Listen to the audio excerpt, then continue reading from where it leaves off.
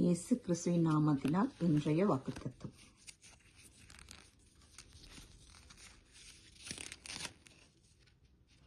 கர்த்தரை துதியுங்கள், அவர் நல்லவர், அவர் கிருபை என்றும் உள்ளது. ஆமேன்.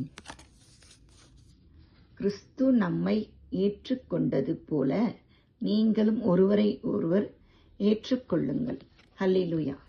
ஆண்டவர் இன்று என்ன சொல்லுகிறார் என்றால், கர்த்தரை துதியுங்கள், அவர் நல்லவர், அவர் கிருபை என்றும் உள்ளது.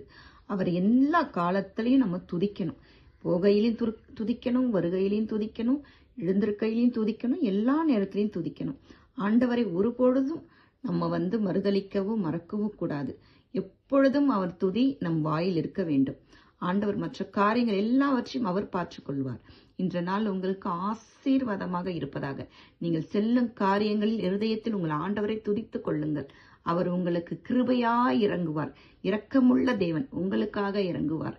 நீங்கள் கேட்கும் காரியங்களை வெற்றியை தருவார்.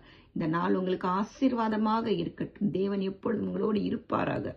இந்த நாளில் நீங்கள் கேட்ட காரியங்களை பெற்றுக்கொள்வீராக ராஜா. அப்பா, அவர்களுக்கு இரக்கம் செய்யும் ஆண்டவர் இயேசு கிறிஸ்துவின் நாமத்தினால் ஆசீர்வதியுங்கள் பிதாவே. உமக்கு ஸ்தோத்திரம் கர்த்தாவே. ஆமேன்.